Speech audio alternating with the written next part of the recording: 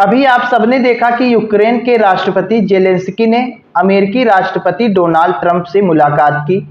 इस दौरान Donald Trump ने विभिन्न प्रकार की सलाह जेलेंस्की और नाटो के सदस्य देशों को दी है। तो आइए देख लेते हैं कि जेलेंस्की और नाटो के सदस्य देशों को डोनाल्ड ट्रंप ने कौन कौन सी सलाह दी है। डोनाल्ड ट्रंप ने जेलेंस्की और नाटो के सभी सदस्य देशों को सलाह देते हुए कहा कि अगर तुम्हारे हवाई क्षेत्र से रसिया का एक भी विमान गुजरता है तो उसे मार गिरा दिया जाए तुरंत। तो ऐसी स्थिति में अभी आप लोगों ने देखा कि जिस प्रकार भारत और पाकिस्तान के बीच चलता है कि ना तो पाकिस्तान का विमान भारतीय हवाई क्षेत्र से गुजरता है, ना ही भारत का पाकिस्तान के ऊपर से। तो उसी प्रकार डोनाल्ड ट्रंप ने सभी नाटो देशों से गुहार लगाई, जेलेंस्की से कहा कि अगर रसिया का एक भी जहाज आपके हवाई क्षेत्र से जाता है तो उसे मार गिराएं।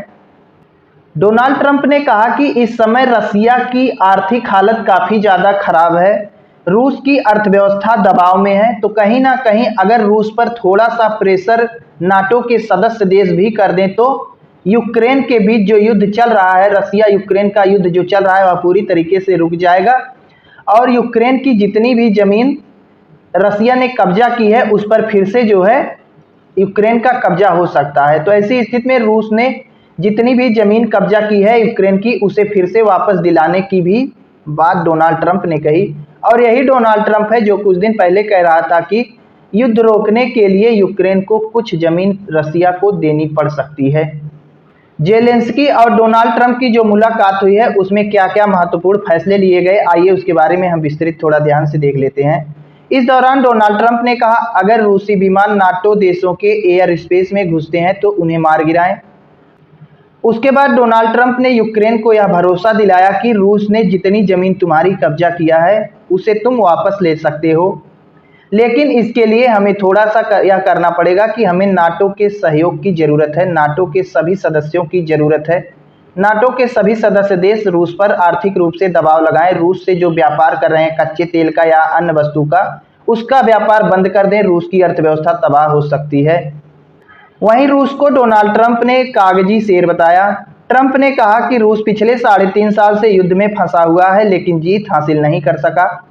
उनके मुताबिक अगर रूस असली सैन्य ताकत होता, रूस के पास असली सैन्य ताकत होती तो यह युद्ध एक हफ्ते में खत्म हो जाना चाहिए था। तो ऐसी स्थिति में रूस को डोनाल्ड ट्रंप ने कागजी शेर भी बताया है। आगे डोनाल्ड ट्रंप ने नाटो के सदस्य देशों पर निशाना साधते हुए कहा कि किसी ने सुना है ऐसा कि आप दुश्मन से ही तेल गैस खरीदकर उसकी जंग को ताकत दें। दरअसल नाटो के सदस्य देश देखा जा रहा है कि अभी भी रूस से कच्चे तेल और गैस का आयात कर रहे हैं, उसके साथ व्यापार कर रहे हैं। तो उसी को लेकर तंज कसते हुए डोनाल्ड ट्रंप ने कहा किसी ने सुना है ऐसा कि आप दुश्मन से ही तेल गैस खरीदकर उसकी जंग को ताकत दें।